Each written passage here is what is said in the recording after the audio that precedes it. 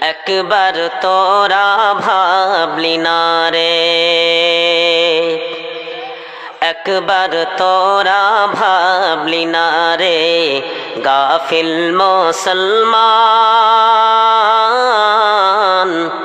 বিয়ে শাদির রং তামাশাই মিটালে আরমান। একবার তোরা ভাবলি না রে, গাফিল মুসলমান। বিয়ে শাদির রং তামাশাই মিটালে আরমান। বিয়েতে হলুদ মাখালি সবাই মিলে থুবড় খাওয়ালি। বিয়েতে হলুদ মাখালি সবাই মিলে থুবড় খাওয়ালি।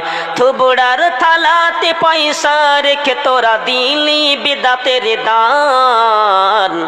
একবার তোরা ভাবলি না রে, একবার তোরা ভাবলি না রে, গাফিল মুসলমান। বিয়ে শাদির রং তামাশাই মিটালে আরমান। বিয়েতে হলুদ মাখালি সবাই মিলে বাজনা বাজালি।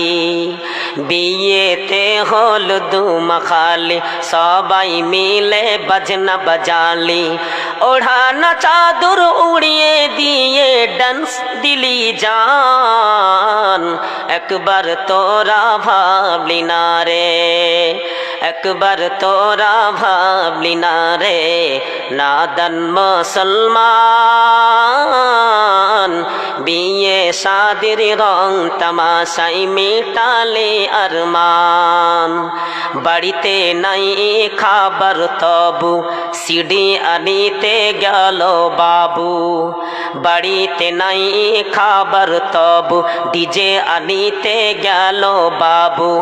স্ত্রীর কানের বিক্রয় করে দিলি ডিজের দাম। একবার তোরা ভাবলি না রে, একবার তোরা ভাবলি না রে, গাফিল মুসলমান। বিয়ে শাদির রং তামাশাই মিটালে আরমান। বিয়ে বাড়ির খুশি দেখি ছেলে মেয়ে আর মাসি পিসি। হোলি খেলা আবির মাখি শরীর হলো উদাম। একবার তোরা ভাবলি না রে, একবার তোরা ভাবলি না রে, গাফিল মুসলমান। বিয়ে শাদির রং তামাশাই মিটালে আরমান। গলিতে যত কাদা ছিল হোলিতে সব ও ফুরিয়ে গেল। গলিতে যত কাদা ছিল হোলিতে সব ও ফুরিয়ে গেল। ভাতের মার পানি মেখে তোরা মিটালি আরমান। একবার তোরা ভাবলি না রে, একবার তোরা ভাবলি না রে, গাফিল মুসলমান। বিয়ে শাদির রং তামাশাই মিটালে আরমান। নেন্দে যত মার পানি ছিল হোলিতে সব ও ফুরিয়ে গেল। নেন্দে যত মার পানি ছিল হোলিতে সব ও ফুরিয়ে গেল। হাড়ির কালি মেখে তোরা সাজিলি হনুমান। একবার তোরা ভাবলি না রে, একবার তোরা ভাবলি না রে, গাফিল মুসলমান। বিয়ে শাদির রং তামাশাই মিটালে আরমান। ছোট সালিতে মালা পড়ালো কান্দুটি তার ধরে মোলে দিল। ছোট সালিতে মালা পড়ালো কান্দুটি তার ধরে মোলে দিল। দুলা ভাই তার কোলে তুলে করিল অপমান। একবার তোরা ভাবলি না রে, একবার তোরা ভাবলি না রে, গাফিল মুসলমান। বিয়ে শাদির রং তামাশাই মিটালি আরমান।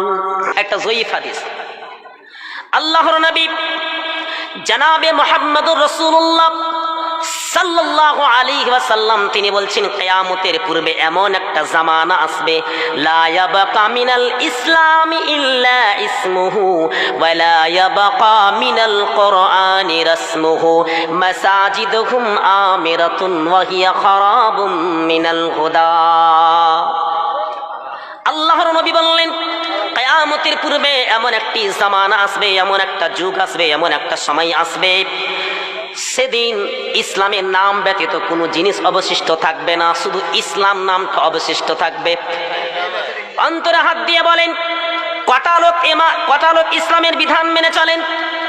আমরা নিজেকে মুসলিম দাবি করি, কিন্তু একটাও মুসলিমের কাজ আমরা করি নাই, ইসলামের কাজ আমাদের মধ্যে একটাও হয় না। এই যে ফাইজি সাহেব বলতেছিলেন নামাজের কথা, আমরা শুধু গোশত খাওয়া মুসলিম হয়ে গেছি, মাংস খাই সপ্তাহে।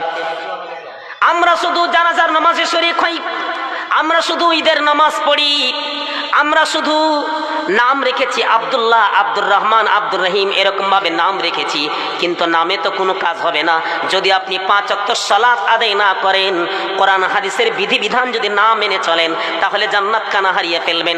আল্লাহর নবী বললেন লা ইয়াবকা মিনাল ইসলামি ইল্লা ইসমুহু, ইসলামের নাম ব্যতীত কোনো জিনিস বাকি থাকবে না, তার মানে ইসলামের হুকুম আহকাম রীতিনীতি কোনো জিনিস বাকি থাকবে না। 2 নম্বর ওয়ালা ইয়াবকা মিনাল কুরআনি ইল্লা রাসমুহু, কোরআনের শুধু রসমটা বাকি থাকবে। এই যে আপনারা দেখতে পাচ্ছেন কালো কালিতে লেখা আছে হুরুফগুলো, শুধু কোরআনের ভিতরে অবশেষ কোরআনের ভিতরে বাকি থেকে গেছে। আমরা কিন্তু কর্মে সেটা পূরণ করি না, বাস্তবে পূরণ করি না। কোরআনে যে হুকুম আহকাম গুলো বলা হয়েছে একটাও মেনে চলি না। জেনাকারীর ব্যাপারে আল্লাহ তাআলা বলেছেন জেনাকারিনী নারী, জেনাকারী পুরুষ যদি অবিবাহিতা হয় তাহলে পরে তাদেরকে 100 কোড়া মারতে হবে, এই বিধান কিন্তু লাগু করা হয় না। কোরআনে বলা হয়েছে চোর যদি চুরি করে তাহলে হাত কাটতে হবে, এটাও আমরা মানলাম না, এটাও মানতে পারি না। আল্লাহ তাআলা কোরআনে সুদকে হারাম করেছেন, আমরা আনন্দের সুদ খেয়ে চলে যাই। ঘুষকে হারাম করেছেন, ঘুষ খেয়ে চলে যাই। নামাজের কথা বলা হয়েছে, নামাজ পড়ি না।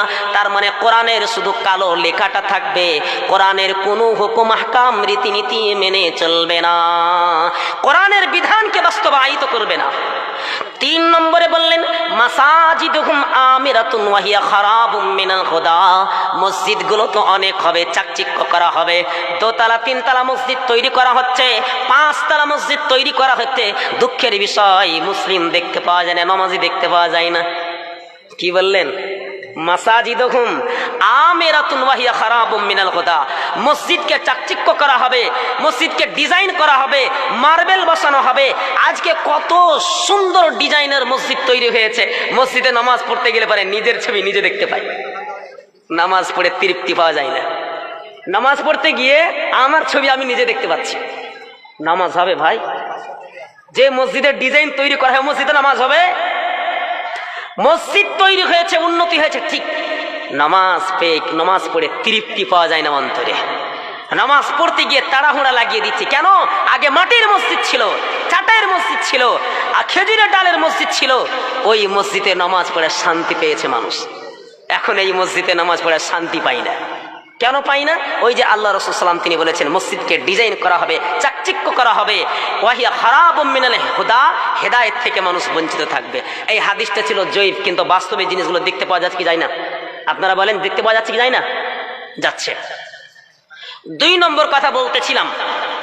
2 নম্বর কথা হলো এই যে দেখেন গুল, খনি, তামাক, জর্দা, সিগারেট, বিড়ি, সুদ, ঘুষ, লটারি, মদ, এইগুলো হারাম না হালাল? হারাম না হালাল?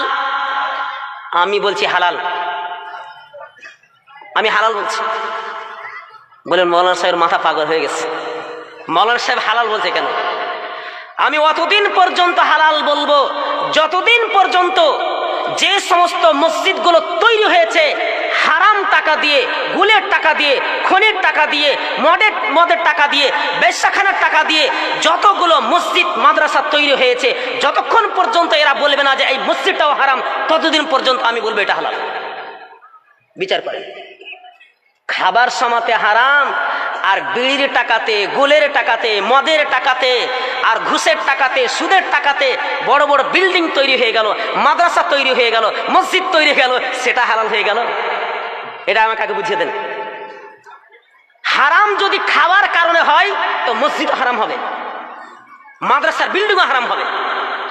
আমি এরকম কোনো দলিল পাইনি যে খাওয়ার ক্ষেত্রে শুধু ওইটা হারাম হবে আর ওই টাকা দিয়ে আবার মসজিদ তৈরি হবে, ওই টাকা দিয়ে আবার মাদ্রাসা তৈরি হবে, এরকম জীবন আমি কোনোদিন দলিল পাইনি। দলিল দেখিয়ে দেন, দেখেন একটা দলিল যে হারাম টাকা দিয়ে মসজিদ তৈরি করলে পারে ওটা কি করে হারাম হতে পারে। কি বুঝতে পারছেন আমার কথাটা?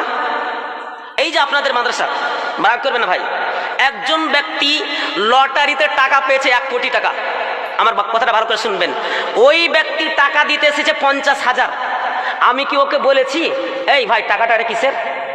কিন্তু অথচ এই মাদ্রাসার কমিটিও জানে, জালসা কমিটিও জানে এই লোকটা টাকা দিচ্ছে, লোকটা কিন্তু সুদ ঘুষের কারবার করে, লটারি কাটে। ও জানে আজকে টাকা ফেসে গেছে, 50,000 টাকা দিলে তার জন্য প্রাণ খুলে দোয়া করতে করতে করতে করতে জান্নাতের গেটে নিয়ে চলে গেছে,